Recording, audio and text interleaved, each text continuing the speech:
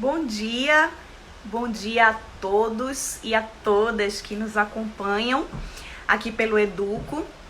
Toda quinta-feira, 10 horas da manhã, a gente está aqui para conversar com vocês numa live. Hoje a gente vai receber Camila Sátiro, ela é comunicadora, contadora de histórias. Já entrou aqui, estou só esperando a solicitação dela para a gente começar a conversa. E antes de iniciarmos essa conversa com Camila, que é a nossa convidada de hoje, eu gostaria de dar aqueles recadinhos para vocês. Quem já acompanha aqui as lives sabe que eu sempre dou uns recados antes. Queria lembrar a vocês que a gente tem uma série de conteúdos disponibilizado para vocês, tanto no feed aqui do Instagram, então tem todas as outras lives que a gente já realizou, elas são salvas e disponibilizadas no feed, no IGTV. Então, se você não acompanha no dia que acontece ao vivo, você pode acompanhar depois. A gente tem também no site os conteúdos que a gente produz, matérias, vídeos, uma série de conteúdos que vocês também podem acompanhar pelo site. O link está na bio aqui do Instagram.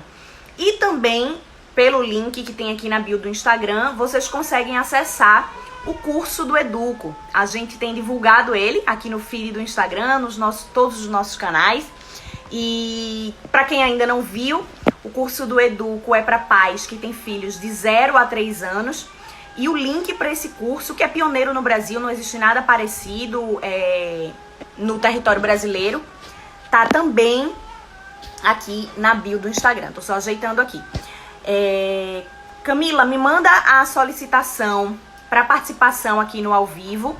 E aí a gente já divide a tela. Tô aguardando essa solicitação de Camila para a gente começar a conversa com ela.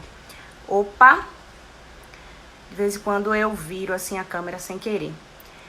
Tô esperando agora.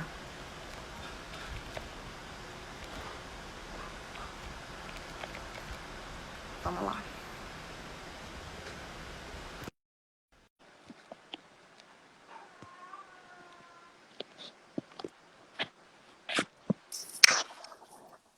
Oi, Camila, bom dia. Olá, bom dia, tudo bom? Tudo bem? Camila, é um prazer te receber aqui.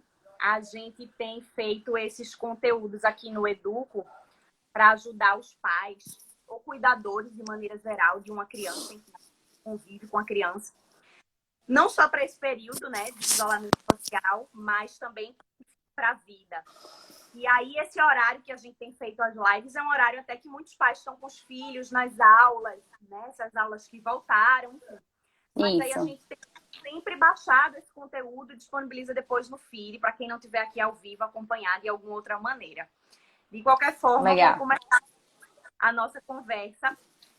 Eu falei aí brevemente que a gente está com Camila Sátiro, que é jornalista, contadora de história, mas eu queria que tu contasse um pouquinho da tua trajetória. Como é que você chegou aí a ser contadora de história?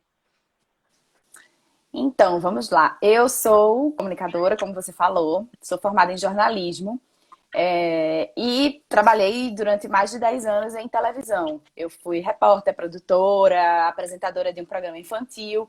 E aí, na época que eu entrei num programa infantil para apresentar um programa ao vivo, né, aqui em Recife, eu depois senti a necessidade de fazer algo além do programa. Queria fazer outras coisas no universo infantil, porque eu sempre gostei de criança e estava trabalhando com criança. E aí surgiu a oportunidade de fazer um curso de uma oficina de contação de histórias. Meu pai é um grande contador de histórias, meu avô é um grande contador de histórias, minha mãe é professora de teatro e sempre levava, né, quando eu era criança, me lembro muito ela levando textos teatrais para casa e locuções e tudo mais. Então, já era um universo muito familiar para mim. E aí eu resolvi fazer essa oficina de contação de história. E aí, no encerramento dessa oficina, a gente tinha tipo a nossa formatura, que a gente apresentaria uma história para uma plateia de crianças.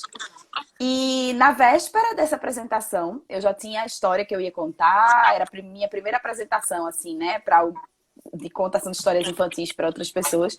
Eu já sabia a história que eu ia contar e tudo, mas eu achava que faltava alguma coisa. E aí, eu conversando com meu marido em casa, eu falei pra ele que estava agoniada, porque eu achava que precisava de uma coisa para deixar ainda mais legal aquilo tudo. E fui descansar.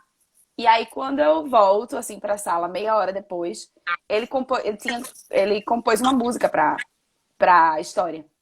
E aí me mostrou, olha só que legal, aí me mostrou. Aí eu disse, então você vai participar comigo amanhã, só quero avisar isso. Aí ficou muito bom. E aí a gente fez essa apresentação, e o resultado foi muito bom. As crianças adoraram, os adultos que estavam lá adoraram também. Perguntaram quanto tempo que a gente já contava história junto. A gente não é a primeira vez que a gente está contando história. E aí, enfim, nasceu ali o Baú da Camilinha, que é o nosso projeto de conteúdo infantil voltado para a contação de histórias e músicas. E aí teu marido é teu parceiro até hoje nessa história, né? Isso, aí o Baú da Camilinha é da Camilinha, mas na verdade não é só da Camilinha, é de Camila e João, que é o meu parceiro nessa história. E a gente já tem o projeto há 6 anos que a gente tem o projeto, e aí do projeto muitas apresentações, a gente fez muita coisa legal, a gente lançou livro infantil, a gente lançou um curso online, curso presencial também no início desse ano a gente fez, já tinha feito alguns outros. Então, é um projeto que é muito, muito dos dois, assim, é um filhinho dos dois, não é só da Camilinha. E essas contações de história, Camila, elas acontecem onde? Vocês têm canal no YouTube, né? Vocês fazem festa infantil. Me fala um pouquinho das atuações de vocês. Isso, a gente já fez no início festa, hoje em dia a gente não faz mais aniversários, a gente faz eventos infantis em livrarias, em shoppings, alguns festivais, a gente participa de eventos assim. E tem um canal no YouTube, já desde 2016, eu acho, se eu não me engano. É um canal do YouTube que trouxe muita coisa legal pra gente, porque o canal do YouTube, né, faz a gente chegar em muitos outros lugares. Então, o curso online a gente lançou por conta do público que a gente tem no canal. O livro infantil, quando a gente lançou, a gente fez um pré-lançamento para o nosso público que já acompanhava. Então, não tem muito essa barreira geográfica, né? Então, o canal do YouTube pra gente foi super importante. Então, a gente tem esse canal do YouTube, a gente tem as apresentações nesses eventos infantis. E temos o curso online, também o curso presencial que a gente começou a fazer em janeiro desse ano, e ia fazer outras turmas, e aí veio essa pandemia e a gente, né, agora não tem mais previsão. Mas é isso, estamos aí bolando outras novidades também para assim que der, né? Eu nem digo para breve, porque eu acho que é o momento também de a gente ter calma. Não estou muito nessa loucura da produtividade, não. Mas tem muita coisa na cabeça para botar para fora, sabe?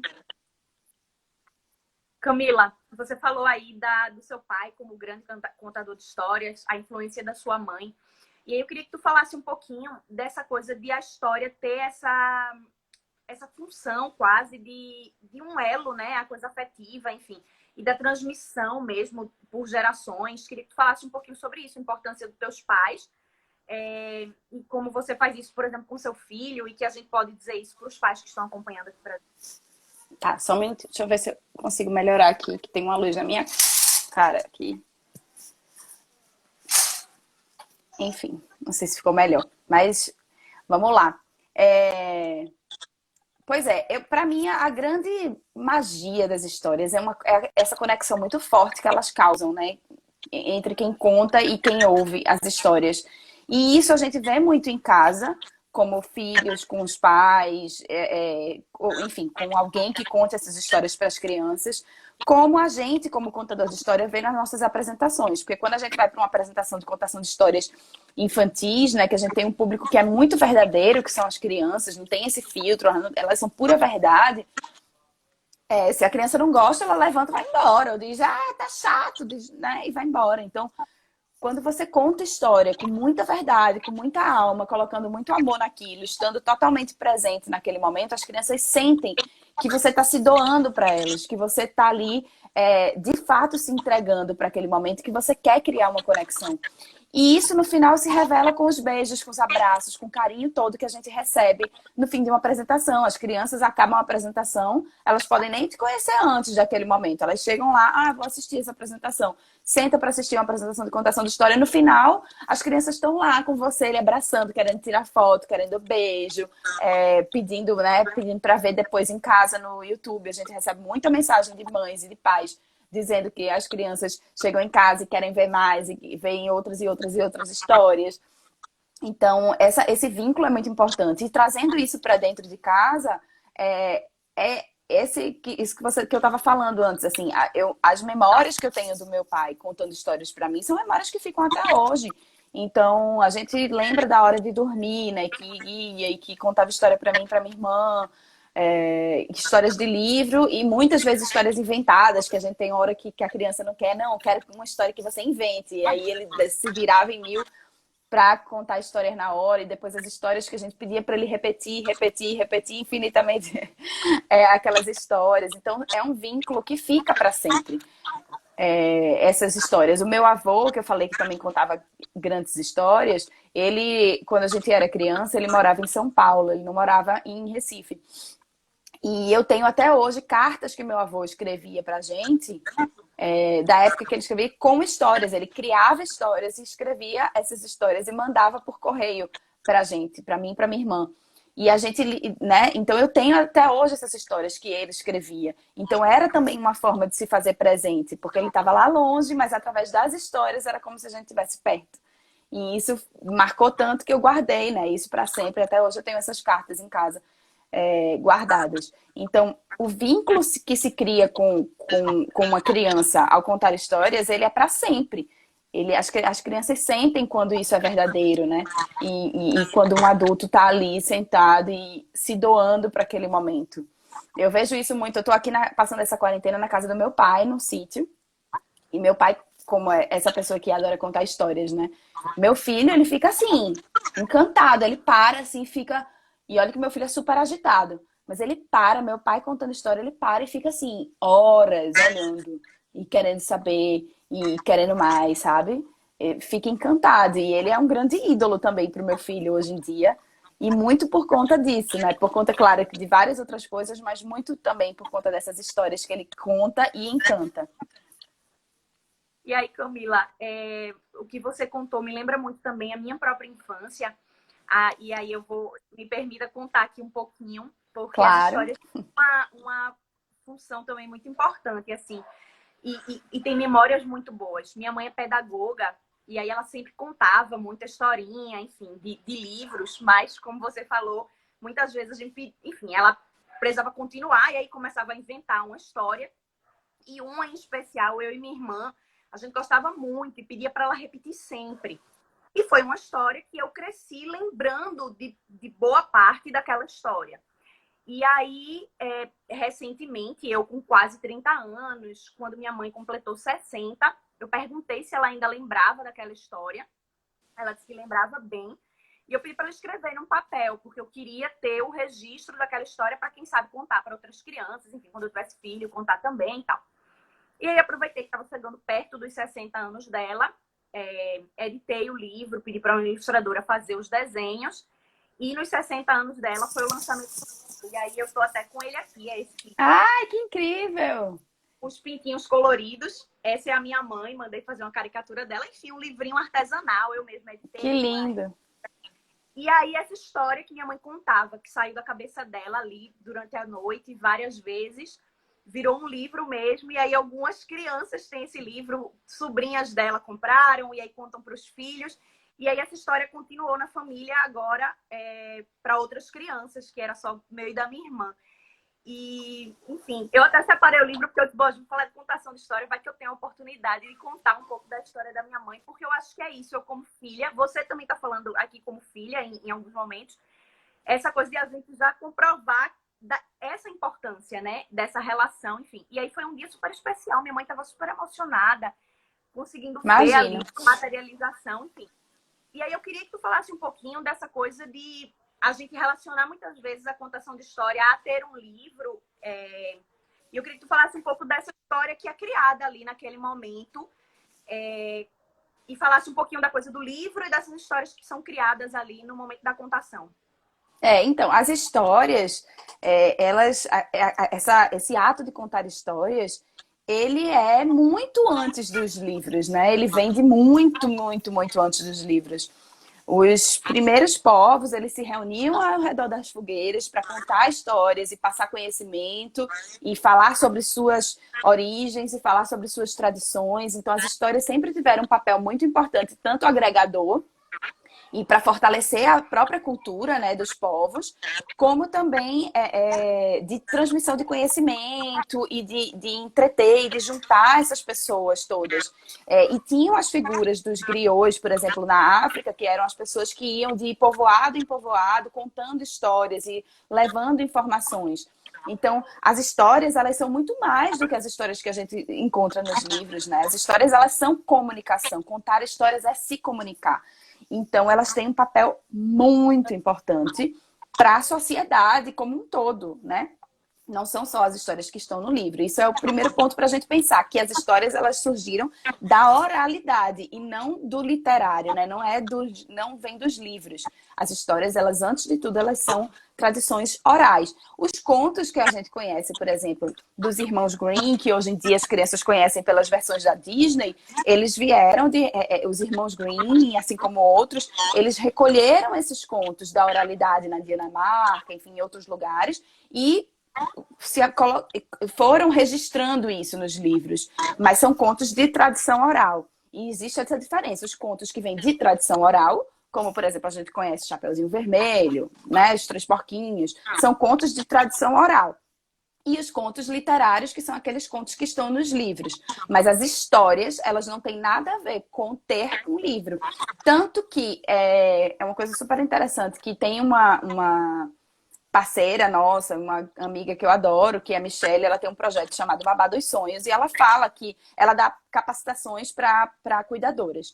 E ela fala que tem várias cuidadoras que são analfabetas e que contam histórias lindamente, porque elas não precisam estar nos livros. As histórias, elas estão muito mais dentro da gente, na nossa imaginação, e a gente colocar isso para fora, do que a gente pegar um livro e ler um livro, ou contar a história que está naquele livro.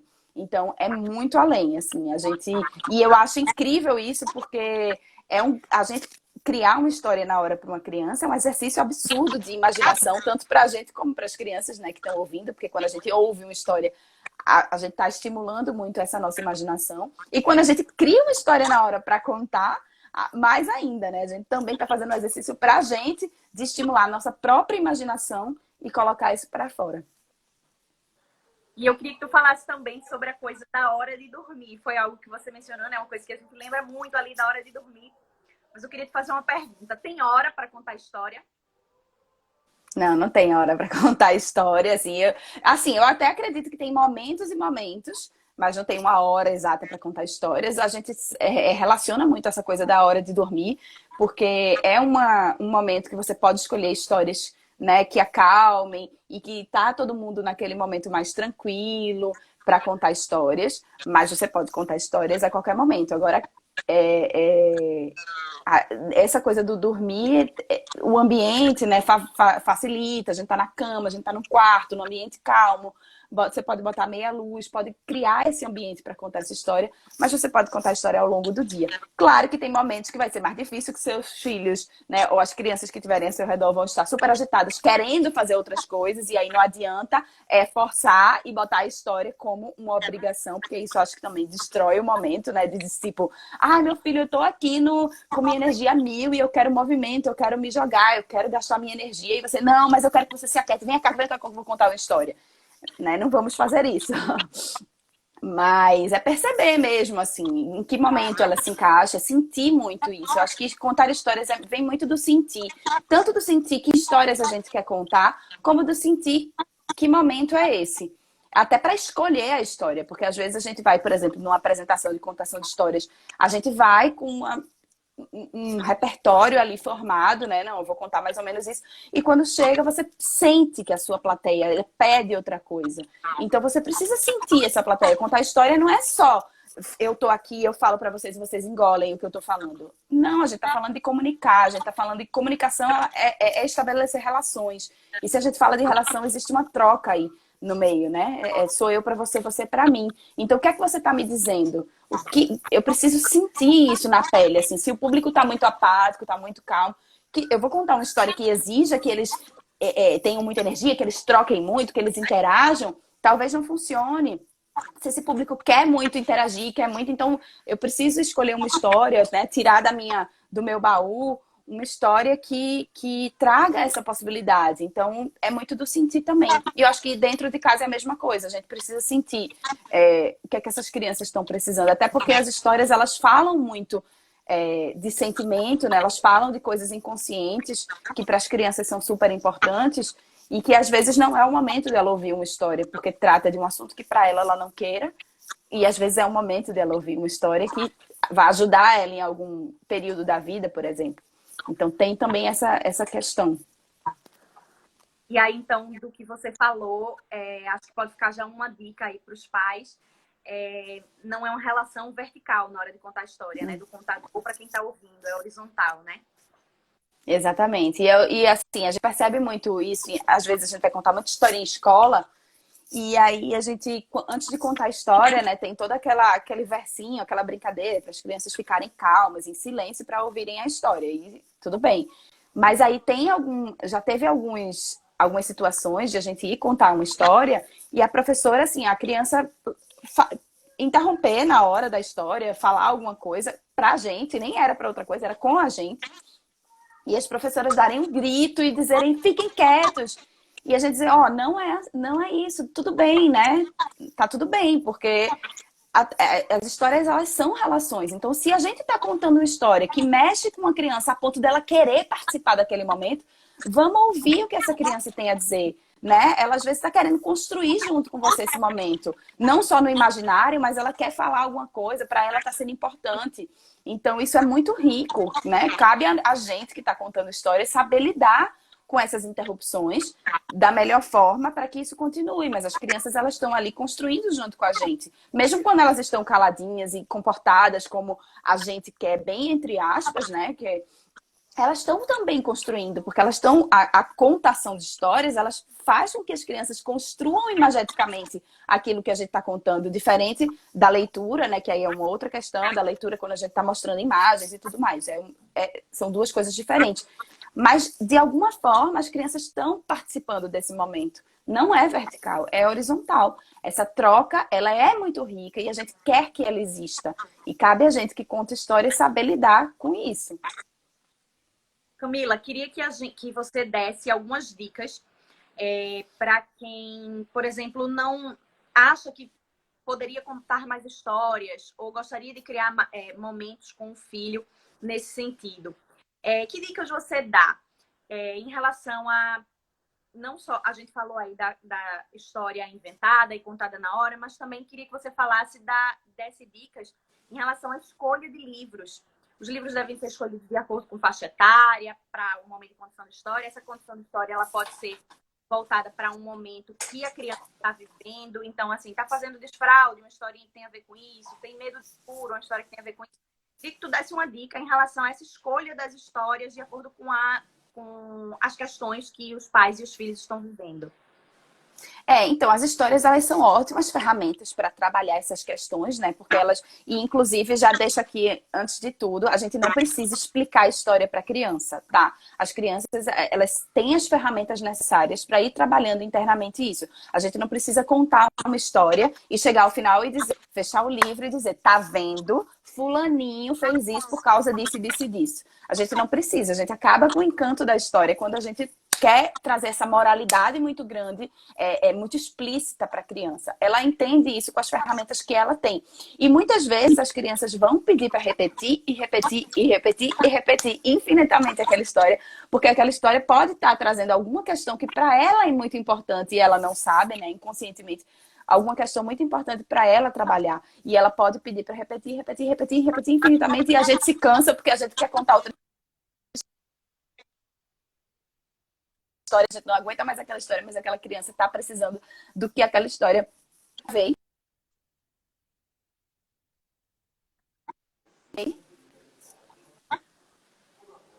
Travou. Tá me ouvindo? Para mim, Eu travei. agora sim. Foi. Eu consegui ouvir até a parte que você falou da repetição, que a criança pede para repetir a história. Tá. Então é isso, que a criança pede para repetir a história muitas vezes porque ela precisa do que aquela história está trazendo para ela. Então, é muito importante a gente se atentar a isso, porque às vezes a gente cansa, né, de contar uma mesma história, mas a criança está precisando daquilo. Então, existem histórias que são bem funcionais, como a gente chama, né, para trabalhar desfraude, para trabalhar o medo, para trabalhar essas questões. Então, você pode escolher histórias que tenham essas funções, sim, claro. Por exemplo, que tem questões mais profundas, tem criança que perde um parente, tem criança que os pais estão se separando. Então, tem histórias que podem ajudar nesse processo, né, de você contar para essa. Agora, também, se essa criança demonstra que ela não quer ouvir aquela história, a gente precisa respeitar, porque talvez ela não esteja preparada para o que aquela história está trazendo para ela. Então, é muito do que eu estava falando antes, da gente sentir, né? Contar histórias antes de tudo, a gente sentir. A gente sentir se essa história, primeiro, ela toca a gente, porque se ela não é verdadeira para a gente não consegue passar a verdade com ela. E se essa história faz sentido para o público que a gente está contando, seja ele só de uma criança, né, no caso em casa, de uma, duas, poucas crianças, como de uma plateia. Você tem que sentir essa energia geral, assim, para quem você está contando essa história. Então essa é uma primeira dica. A gente, como trabalha com eventos e tudo mais, a gente não trabalha com essas histórias muito funcionais, né, de trabalhar uma questão específica, de um desfraude, de uma separação, de uma morte, coisas assim. Não é o foco do nosso trabalho. É muito de quem, por exemplo, tem muitos psicólogos que utilizam as histórias para trabalhar questões com crianças. Isso é super interessante. No nosso curso online mesmo, a gente chamou Michele, que é psicóloga, ela deu um bônus explicando sobre isso, sobre essa função psicológica, né, na formação psicológica das crianças. Então, os contos têm essa função. Isso é uma dica. Quanto à questão da faixa etária, para a contação de histórias, eu tenho várias observações a fazer, várias... Como é que eu falo? Enfim, tô sem saber agora a palavra. Mas eu não acredito muito que seja uma regra, sabe? Claro que você não vai pegar uma história complexa e longa para um bebê. Óbvio, né, que você não vai fazer isso porque o bebê não vai prestar atenção. Ele não tem nem a concentração desenvolvida o suficiente ainda para prestar atenção numa história muito longa e com um enredo muito complexo.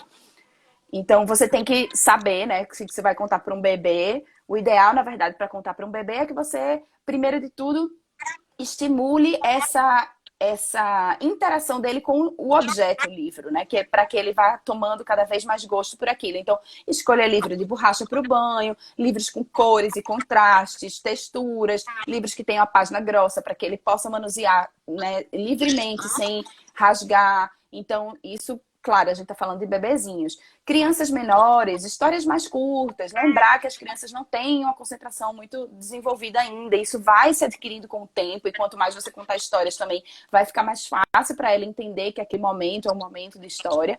Então, é muito dessa vivência. Então, histórias para crianças menores, normalmente essas crianças gostam de histórias com animais, com os bichinhos que têm essas características humanizadas. Então, bichinhos que falam, que sentem, que choram, que, enfim...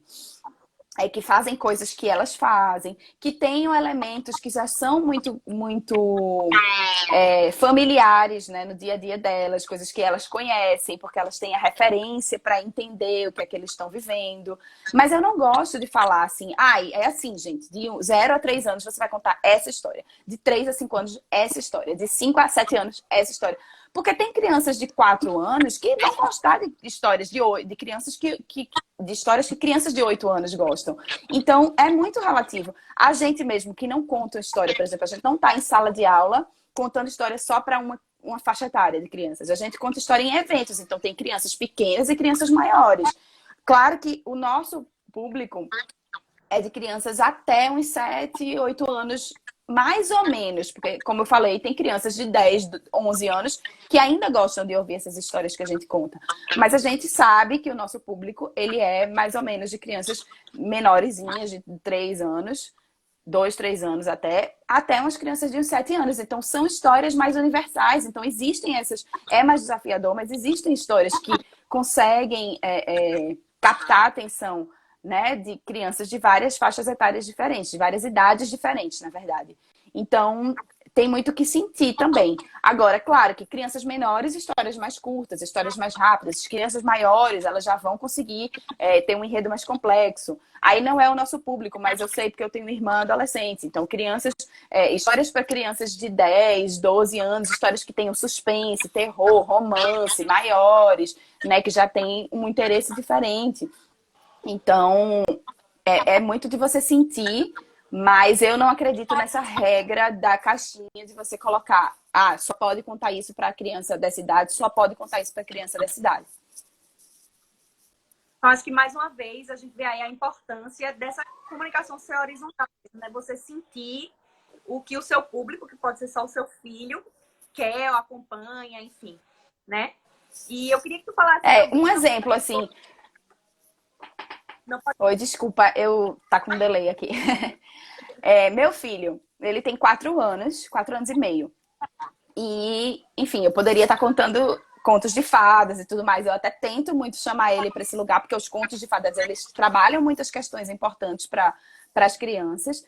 Mas ele adora livros do espaço, do universo, de planetas. Então, ele tem um livro que todos os dias, ele chega de noite pra gente contar, que não é um livro de uma história específica, mas a gente pode, por exemplo, para aquele lugar que a gente estava antes falando de estimular a nossa imaginação, a gente pegar esse livro, que é um livro que fala dos planetas, né? Então, ele fala dos planetas, não, do universo. Então, ele fala uma parte dos meteoros, outra parte ele fala dos planetas, outra parte ele fala das galáxias, outras das nebulosas, dos buracos negros. E são informações, é um livro mais informativo.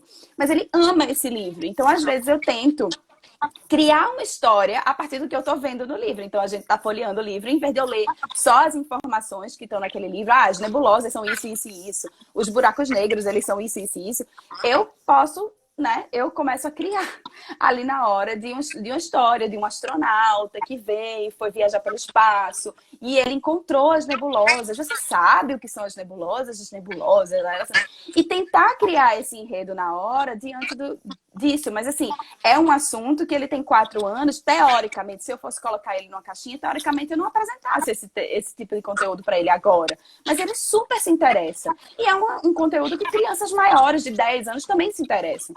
Então, é muito isso da gente sentir, sabe? Ele prefere muito mais as histórias que a gente conta, assim, na hora, do que histórias que ele vai lá e pega do livro. E olha que a gente tem muito livro em casa, né? Porque a gente conta história, então a gente tem que ter muito livro em casa.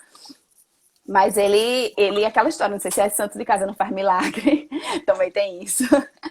Mas acho que não, né? É muito dele mesmo. E a gente tem que respeitar, né? Estimular até o que ele, como criança, gosta de ouvir, quais são os interesses dele. E aí eu queria ouvir tua opinião e saber dicas em relação a isso.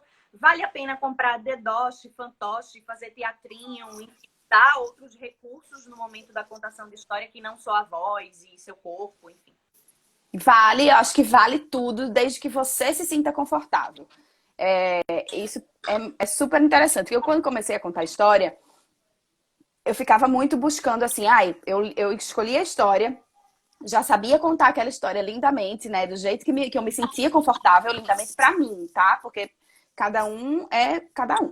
Então, eu me sentia confortável com aquela história, mas eu ficava procurando. E agora? O que é que eu vou usar de elemento? Eu sou uma péssima manual, então nada que eu tiver que fazer. Eu tinha que comprar pronto, porque nem tenho muita paciência para fazer coisas manuais, nem tenho jeito. Então, eu ficava, não, mas eu tenho que ter isso. Eu tenho que inventar um boneco para cá, um dedoche para cá. E aí, com o tempo, eu fui percebendo que as histórias que eu mais contava, assim, que mais chegavam no público, eram aquelas histórias que eu me sentia muito confortável de contar. E pra mim, as histórias que eu mais me sinto confortável de contar são as histórias que eu não uso nada ou quase nada, que eu uso um ou outro adereço, né? Então, isso pra mim foi muito libertador perceber isso. E eu fui num congresso que uma contadora de histórias que tinha, maravilhosa, e ela não usava absolutamente nada em história nenhuma. E aquilo, ela falando da experiência dela, pra mim foi muito libertador, porque eu disse, eu sou assim, eu sou muito de me expressar, eu gosto de usar meu corpo, eu gosto de mudar a voz, eu gosto de fazer expressões. Então, pra mim, essa é a minha verdade e isso vai fazer com que eu conte histórias bem. Algumas histórias eu adoro, me enfeitar, me virar um personagem, de repente, naquelas histórias. Mas, no geral, a gente usa muito pouco elemento. Isso porque é a minha verdade. Tem outros contadores de histórias que eu conheço que contam histórias lindamente, com miniaturas.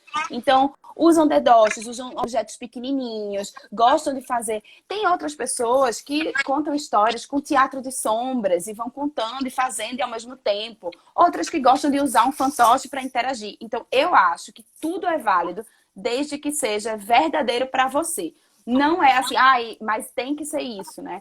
No caso, eu não sei qual é o teu público, mas no caso do nosso público do baú, que a gente dá muita dica e a maioria dos nossos alunos do curso são pessoas que querem contar histórias profissionalmente, a gente sempre fala, tem lugares que vão lhe contratar e que perguntam assim, tá, mas você traz, o que é que você traz? Você traz não sei o quê? Você traz fantoche? Você traz boneco?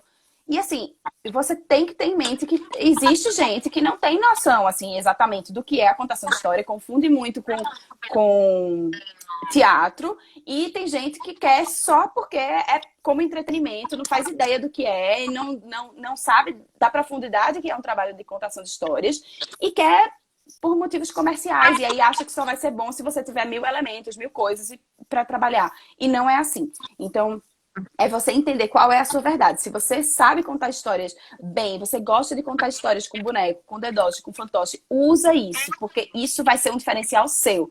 No caso da gente, eu uso muito pouco, como eu falei, eu uso muito meu corpo, minhas expressões, e tem a música, que o nosso grande diferencial é que a gente conta histórias com a música acompanhando. O João compõe músicas para as histórias. Então esse é o nosso diferencial, é o que a gente se sente confortável e que funciona. Mas não funciona porque é assim, funciona porque é a gente que está contando. Talvez se fosse outra pessoa que adorasse contar histórias com o fantoche, com dedoches, e ela, não, mas eu vou contar igual Camilinha conta porque funciona, talvez não funcione para ela, porque essa não é a verdade dela.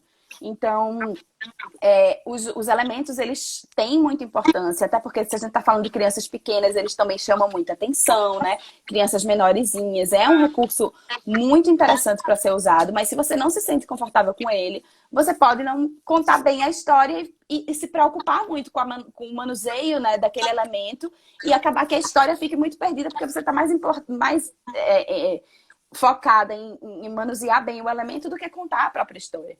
Então, eu acho isso, assim, tudo é muito válido, desde que seja confortável para você.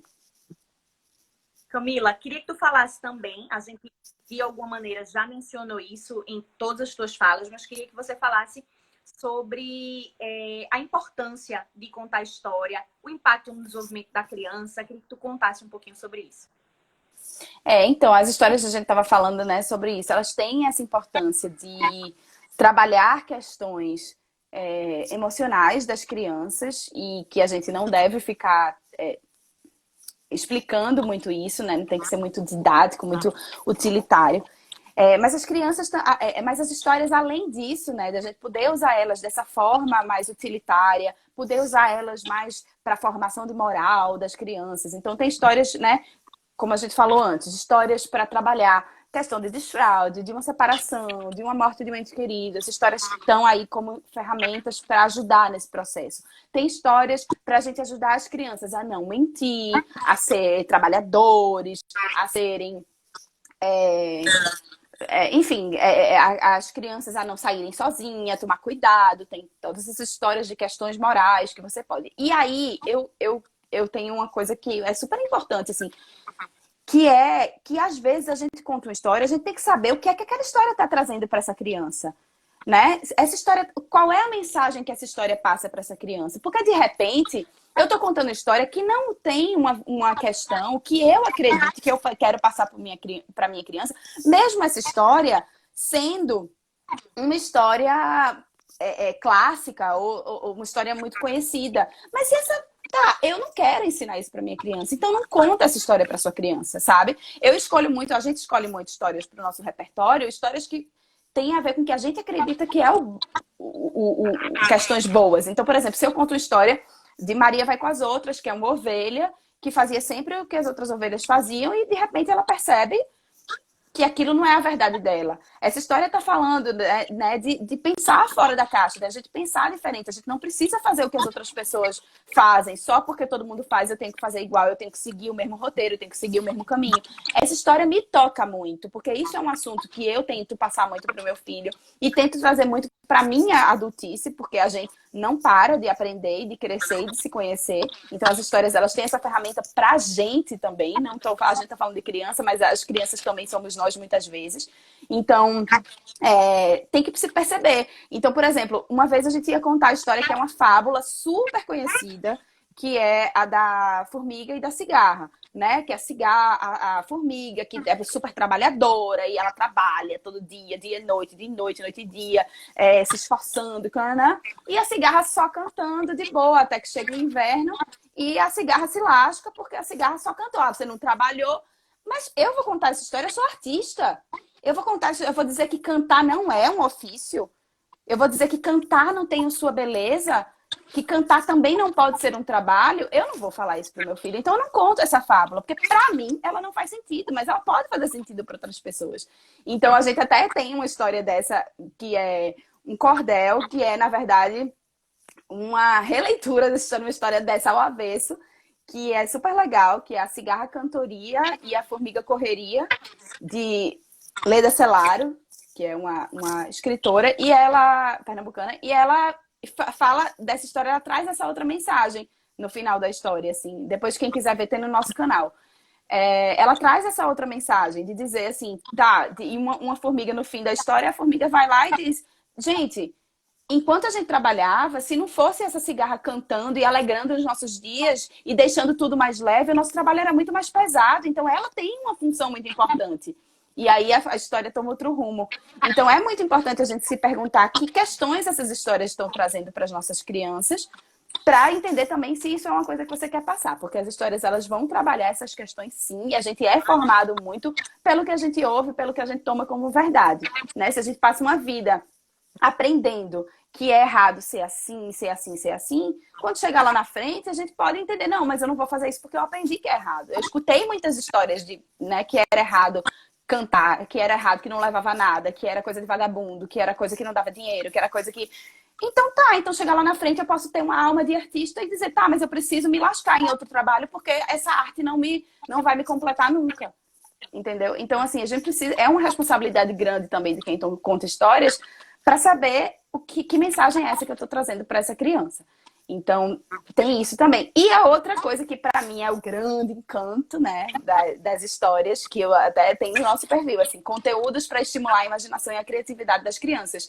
As histórias, a contação de histórias, ela tem esse poder absurdo de a gente estimular a imaginação. Hoje em dia, né, no mundo que a gente está vivendo, o tanto que a gente precisa de pessoas, né? Eu não estou falando só de crianças, estou falando de adultos, de pessoas imaginativas, de pessoas que pensem num mundo diferente, que ajam diferente, que criem coisas novas.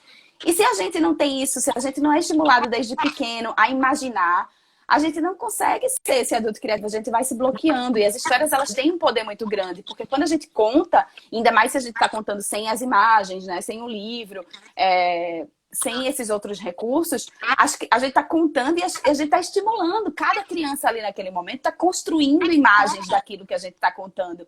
E é um estímulo lindo, né? Pra gente que é adulto também. Da gente tá contando história. No final, por exemplo, você pode contar uma história sobre um monstro. E você descreve, né? Dá alguns pontos desse monstro, conta essa história e no final você pede para uma criança desenhar o monstro. Cada criança vai desenhar um monstro diferente. Se você não mostrou, se você não teve...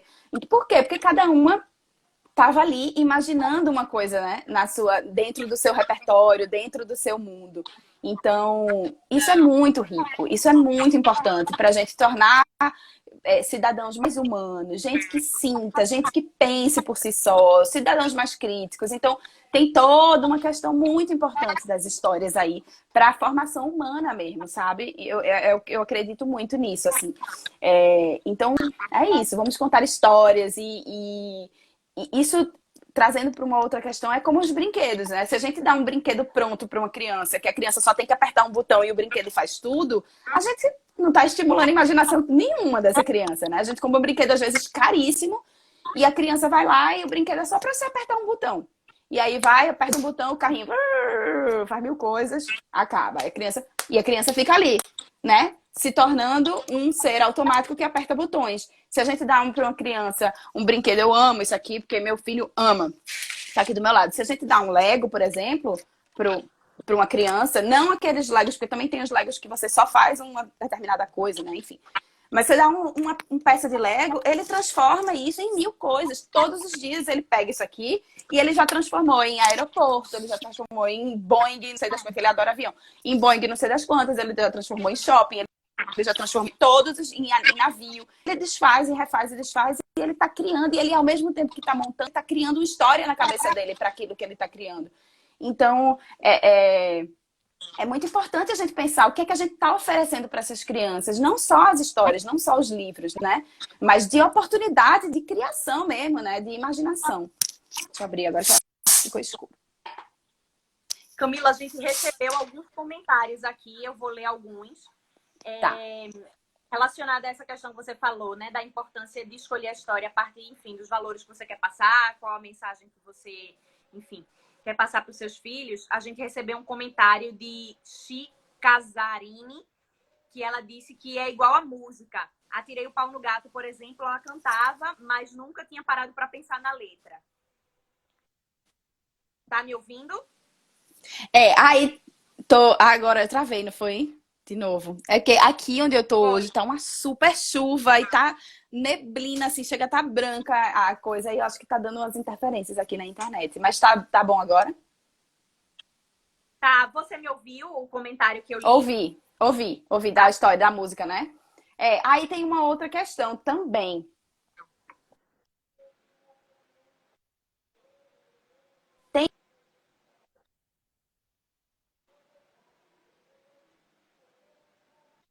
A música Atirei o Pau no Gato, eu imagino que todos nós ouvimos Atirei o Pau no Gato a vida inteira e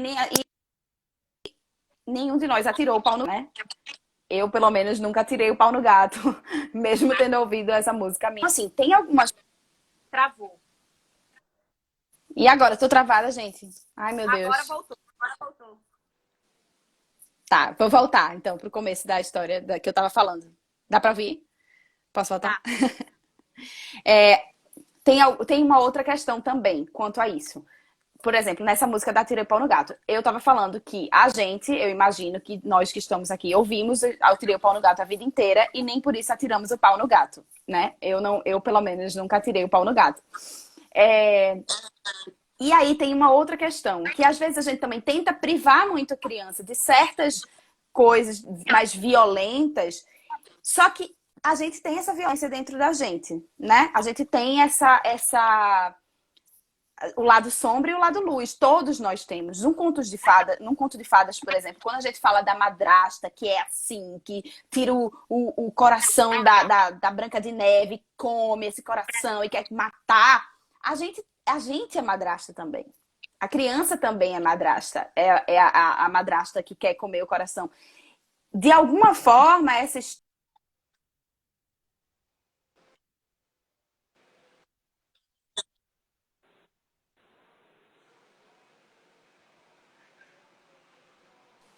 Gente, pelo amor de Travou de novo. Deus. Tá me ouvindo Voltou. agora? Sim.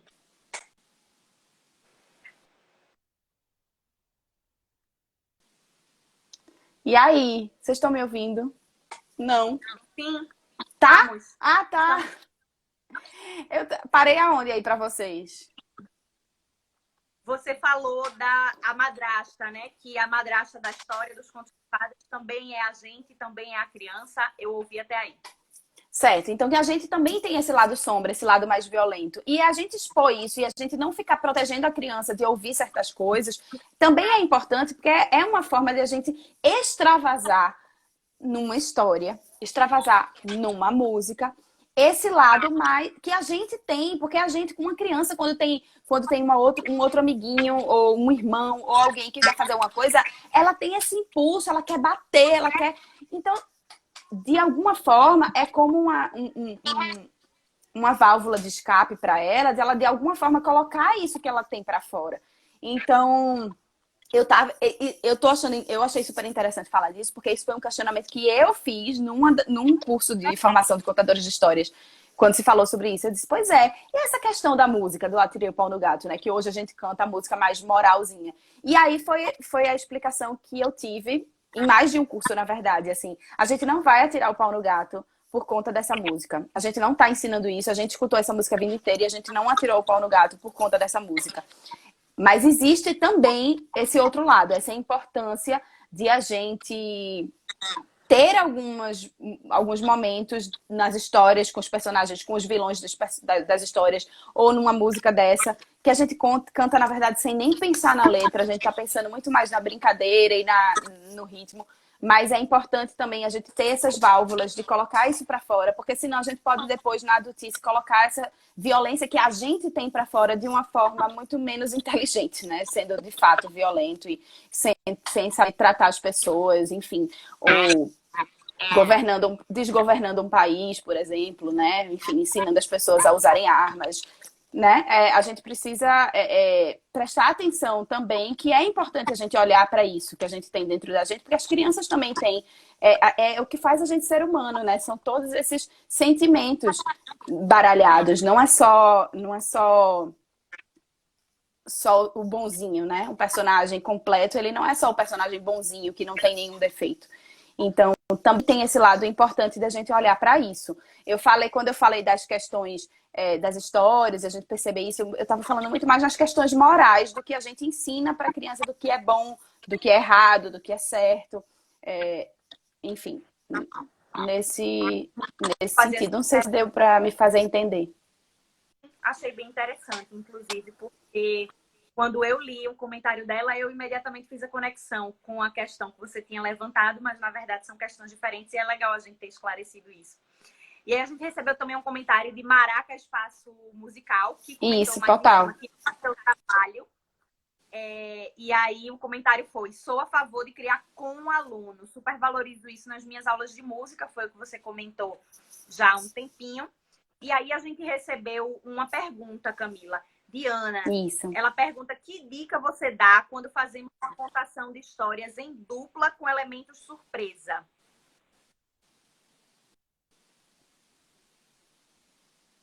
Gente, pelo amor de Deus, travou pra mim de novo. Tá tão bom, não quero ser. Eu estava com uma pergunta de Ana para você.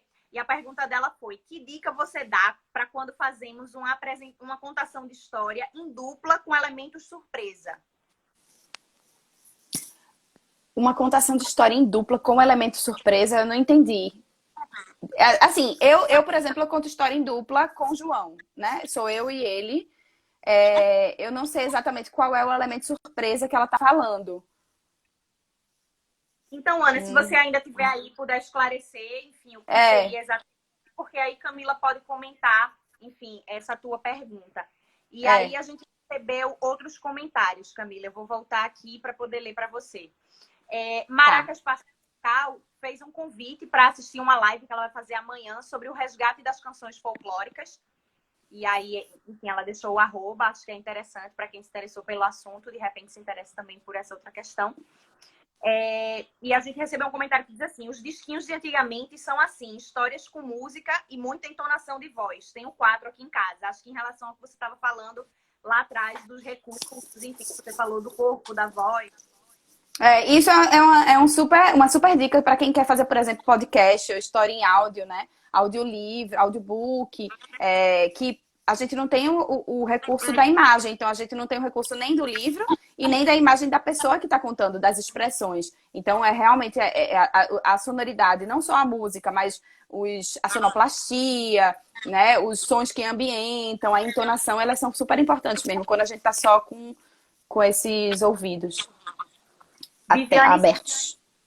Viviane Silva comentou que foi muito esclarecedor a questão da interação com a criança no final da história que você comentou. Que bom, fez sentido aí. Ana colocou uma coisa, não sei se é a mesma Ana, acho que ela colocou aqui embaixo agora.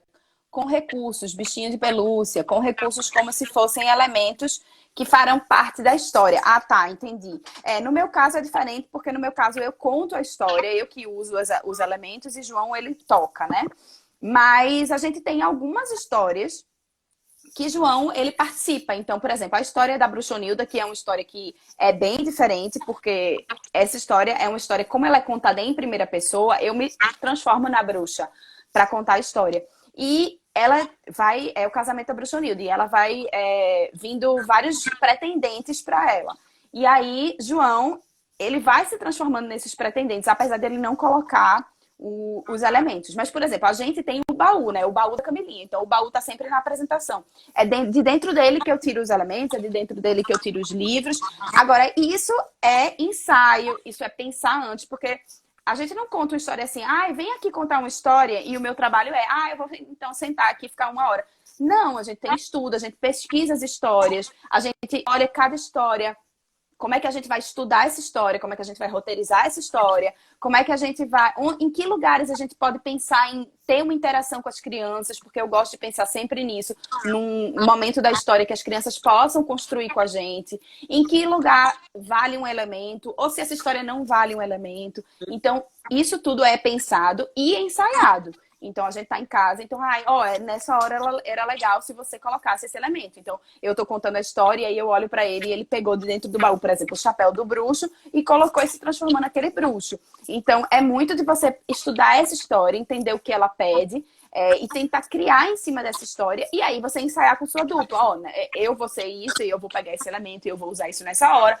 Nessa outra hora você vai, então, sei lá. Eu sempre falo, tem até algumas dicas que eu dei no nosso Instagram. E uma das dicas foi, é interessante você ter um elemento mágico do projeto. Então, no nosso caso, o nosso baú é o nosso elemento mágico, porque é dentro dele que saem as histórias, que as crianças ficam curiosas para saber o que é que vem mais. Às vezes não tem nada dentro do baú, mas só a forma de eu olhar para o baú e deixa eu ver o que é que tem hoje, e olhar para dentro dele, fazer uma expressão assim, as crianças já imaginaram que saiu 1000 coisas dali de dentro daquele baú. Então, você pode ter um baú, você pode ter um balaio, você pode ter uma mala, você pode ter um saco, você pode ter um adereço, você pode ter um avental, você pode ter um jaleco. Isso é um elemento mágico que vai te ajudar a estimular a imaginação das crianças, a trazê-las mais para perto de você e também a estimular essa curiosidade, porque quando as crianças estão curiosas sobre o que você tem nesse elemento mágico, elas vão estar mais conectadas com você naquele momento das histórias. Então, é super interessante isso. Agora, então você pode ter esse elemento eu quase que não sai.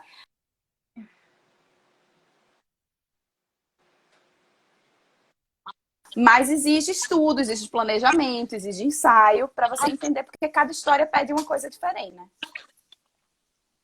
Camila, a gente tá com 55 minutos de live e aí já corre o risco de o Instagram derrubar a nossa conversa. Isso. Então, eu vou encerrar aqui para acabar perdendo e não conseguir salvar lá no feed. Certo. Muito obrigada. Eu que agradeço, foi ótimo. Foi maravilhosa. Obrigada mesmo. Que bom que gostaram. Obrigada para vocês que estavam aí do outro lado assistindo, que mandaram comentários. Na próxima quinta-feira a gente volta. A gente vai conversar na próxima semana com Daisy, que vai falar sobre educação antirracista. E vai ser uma conversa também muito legal. Espero que vocês estejam aqui na próxima quinta-feira. E a gente vai divulgar também, enfim, os detalhes dessa live no feed. Lembrando para vocês que no link da bio do Instagram vocês vão para o site da gente, que tem matérias, tem outras lives, tem o curso do Educo, enfim, tem uma série de coisas para vocês. Obrigada, até mais. Valeu. Valeu, sigam aí o Baú da Camilinha e até a próxima. Até Tchau. mais. Tchau, tchau.